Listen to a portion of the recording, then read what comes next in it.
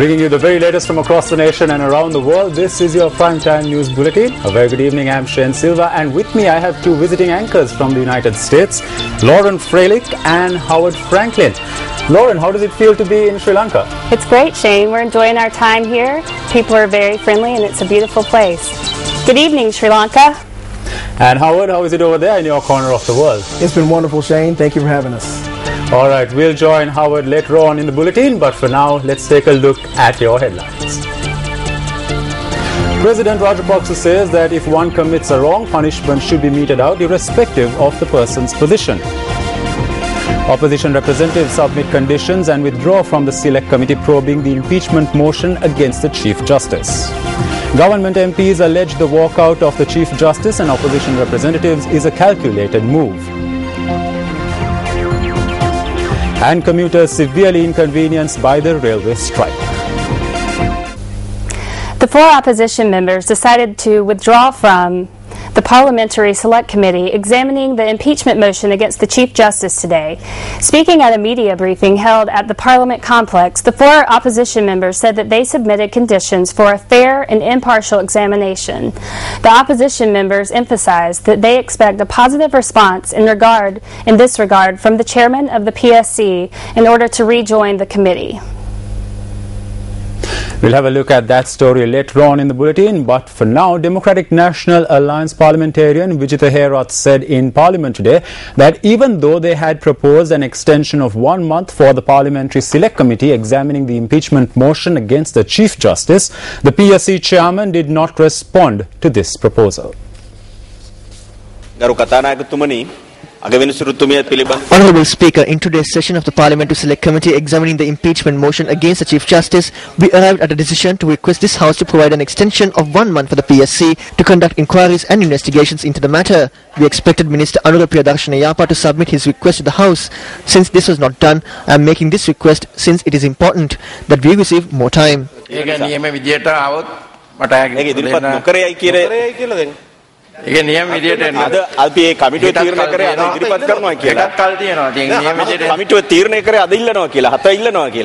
chairman is not here either.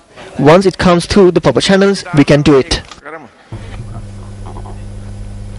Democratic National Alliance parliamentarian said in Parliament today that even though they had proposed an extension of 1 month for the Parliamentary Select Committee examining the impeachment motion against the Chief Justice, the PSC chairman did not respond to this proposal. Addressing a letter to Speaker Tamal Rajapaksa on behalf of their client, Dr. Sharani Bandarakya and members Nilkadan and Nilkadan attorneys at law and notaries public have requested the Speaker of Parliament to defer any further action in regard to the impeachment motion against their client until an independent and impartial panel is appointed to inquire into the allegations.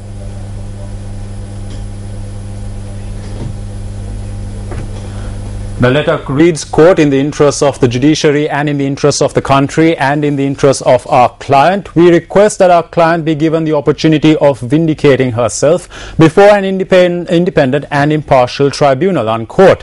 Furthermore, in the letter, the lawyers ask that the Speaker defer from taking any further steps until an independent committee is appointed to inquire into the matter. Government MPs described the walkout of the Chief Justice and her lawyers and the withdrawal of the opposition representatives from the PSC as a calculated move. Views were expressed in this regard at a media briefing convened by government parliamentarians this evening.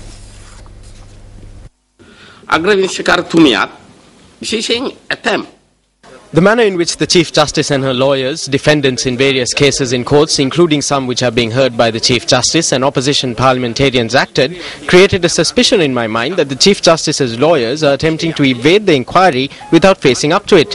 Proving this suspicion, the Chief Justice's lawyers took her as well and left the inquiry, stating that they had no faith in it. We do not think that this is a problem for the inquiry. It was a challenge to democracy, law, justice and the sovereign and supreme power of Parliament. While expressing our disappointment at the threats levelled at democracy and the Parliament of this country, we ask the Speaker and the committee appointed by the Speaker to speedily conclude this inquiry and deliver justice to her. එතුමියට සාධාරණ ඉෂ්ට කරන්න මම හිතනවා මේක මේ රටේ ආණ්ඩුක්‍රම ව්‍යවස්ථාවට කරපු සරදම. I believe that this was a slur on the constitution of this country. We can in no way approve of a person like the Chief Justice doing this. We do not know what steps will be taken regarding their withdrawal from the Parliamentary Select Committee. What I think is that there is a possibility that this is something that was planned between them. We also suspect if the Chief Justice has become a pawn of certain factions that engage in acts of sabotage and do not have an understanding of the importance of the law.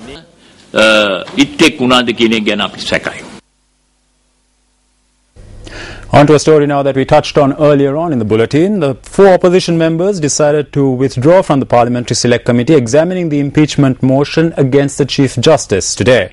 Speaking at a media briefing held at the Parliamentary Complex, the 4 opposition members said that they submitted conditions for a fair and impartial examination. The opposition members emphasized that they expect a positive response in this regard from the chairman of the PSC in order to rejoin the committee. The 4 members of the opposition in the Parliamentary Select Committee examining the impeachment motion against the Chief Justice participated in this media briefing. The 4 members of the opposition participated in this select committee with an open mind. We did not want to protect the Chief Justice or endorse the charges presented by the government. Therefore, we were expecting a fair trial. Our Speaker is the chairperson of the Commonwealth Parliamentary Association. We are signatories to a Commonwealth agreement. It specifies the process that should be followed within the Commonwealth when removing a Chief Justice or a judge. But the process followed here is a completely different one. ඉවත් කිරීමේ ක්‍රියාදාමය කොයි විදිහටද සිද්ධ වෙන්න ඕන කියන එක.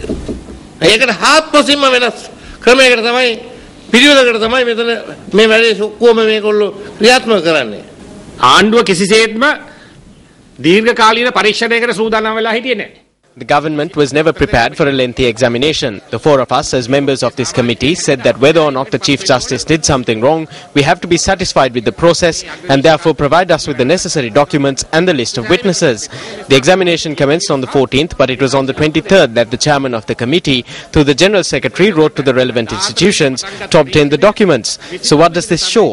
This clearly shows that those who signed the impeachment motion had not seen any of the documents.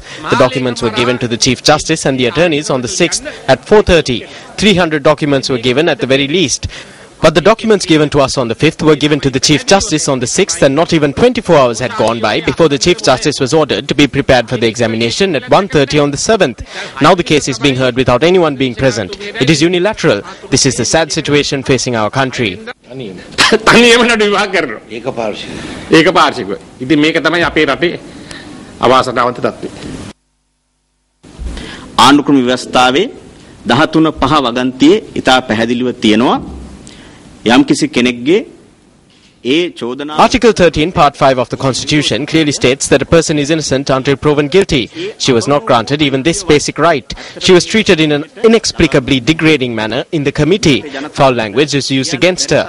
Therefore, we had no faith and received no guarantee that the examination of the committee was fair or impartial. This committee is based on the 2/3 majority that was obtained by force, offering perks and privileges. Therefore, instead of carrying out a fair and impartial examination, they have made the power of the majority their only tool. The examination against the Chief Justice is completely unfair and unjust. අගවිනි සුරුතුමියට එරෙහිව කරන විභාගය ඒ විමර්ශනය මුළුමනින්ම අසාධාරණ අයුක්ත සහගත එකක්. Where the Chief Justice has offered to appear before an independent panel as prevails in various other countries where such inquiries are not held by the person to make the accusation. Very unfortunately, in this instance, the accusation is made by members of Parliament. The prosecution is being conducted by members of Parliament. And the judgment is going to be delivered by members of Parliament. And all these members of Parliament who are engaged in these different actions belong to the same political formation. They belong to the government. They come under the whip of the government. This is very unjust and unfair. In related news, the US Embassy in Sri Lanka has requested the government and the Parliamentary Select Committee probing the impeachment motion against the Chief Justice to ensure that all investigations are conducted in a transparent manner, ensuring due process and in accordance with the law. The US Embassy in Colombo states that it is closely monitoring the developments in the judiciary and the impeachment process. Meanwhile, issuing a release, the Ceylon Chamber of Commerce says that it has been closely following the current impeachment process relating to the Chief Justice. The release notes that the Ceylon Chamber of Commerce strongly believes that mutual respect and trust between the executive, legislature and the judiciary and the rule of law are essential prerequisites that are crucial for rapid economic development and for the achievement of development targets that they have set upon themselves to achieve. In the meantime, United National Party Deputy Leader Sajith Premadasa expressed his views to the media on the impeachment motion against the Chief Justice. මේ පහුගිය දවස්වල විශේෂයෙන්ම කාරක සභා හරහා පාර්ලිමේන්තුව තුල මේ ක්‍රියාත්මක වුණු ක්‍රියාදාමය තුලින් රටට හොඳ පණිවිඩයක් යන්නේ නැහැ. What has been taking place in Parliament, especially through the Select Committee over the past few days, does not send a good message to the country. If we are accusing a person, we must ensure that a completely fair process is implemented to examine the allegations. If for some reason a party withdraws, then the process becomes unfair. The evidence law remains inactive. The principle of natural justice is not being followed to the letter. If this withdrawal is based on these facts, then it sends a serious message to the country, and it also transmits a wrong message to the international community. Who will be harmed by this wrong message? It is the country. Our country will be severely affected by it. Therefore, please follow the principles of natural justice and provide an opportunity for the person to present evidence. Conduct this in an unbiased manner without sitting in judgment in your own case. A verdict should be arrived at only after an impartial examination of the facts presented. Do this for the sake of the country, its safety and its image, because that is the national need today. අන්නේ නිසා පැහැදිලිවම මම ඉල්ලීමක් කරනවා කැකිල්ලේ නඩු තීන්දුවලින් මේ රටේ ජනතාවට ਸਰව සාධාරණත්වයක් ඉෂ්ට වන්නේ නැහැ. The Law Journal of the Bar Association of Sri Lanka was launched in Colombo today.